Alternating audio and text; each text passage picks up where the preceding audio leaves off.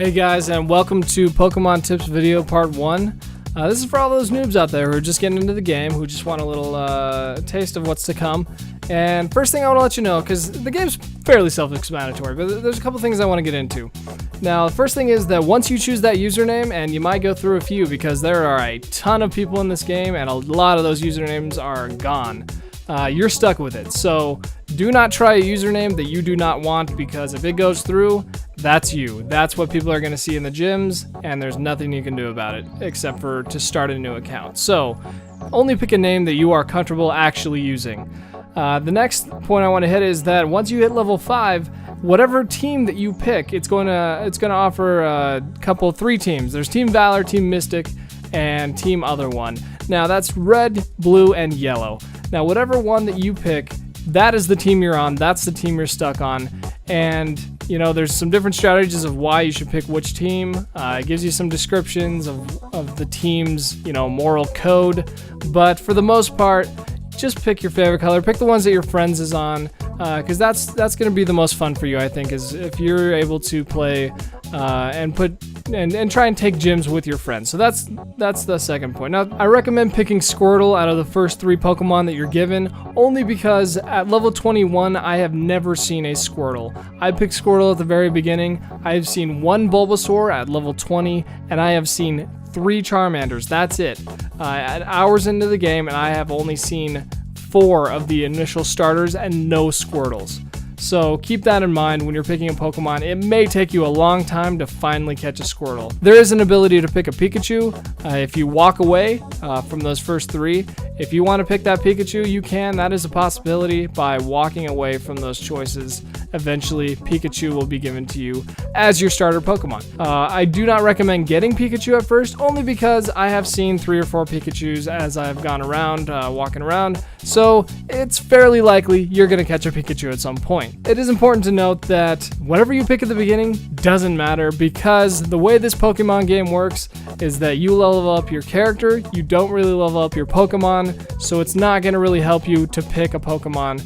At the beginning, it's going to be CP 10. It's not going to be useful. You're never going to level it up enough to be a reasonable, fighting Pokemon for gyms later on in the game. As you're playing, you're probably going to get frustrated because there are a lot of ways to mess up throwing a Pokeball. You got to be able to throw that thing straight ahead, and it can often be hard to determine how far away that Pokemon is. For example, the Pidgey often spawns very close to you. You're going to be throwing it just barely to be able to hit that Pidgey. Now, a Zubat is going to be way in the hell out there. You're going to be chucking that thing pretty far, and it's often going to be flying off to one side or the other, and it'll be very frustrating. I recommend taking off augmented reality because of that. And if you're like, what is augmented reality? Well, augmented reality is when you choose to use your camera as the background. So essentially it looks like the Pokemon is on a desk or in a toilet or whatever the crap you're doing. If you turn that off, it's going to make it much easier to catch Pokemon. You can actually throw the ball in a curveball by holding down on the ball and then spinning it in circles on the screen with your finger.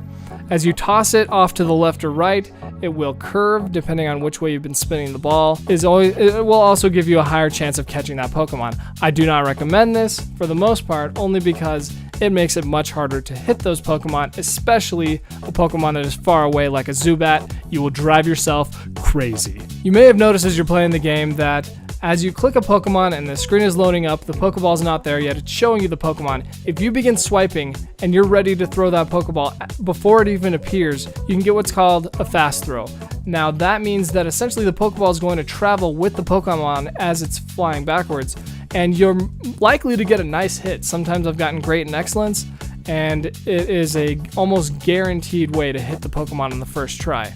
The last thing I want to hit real quick is eggs. Now, I don't know if you start with any eggs, but you will be getting eggs from Pokestops at some point.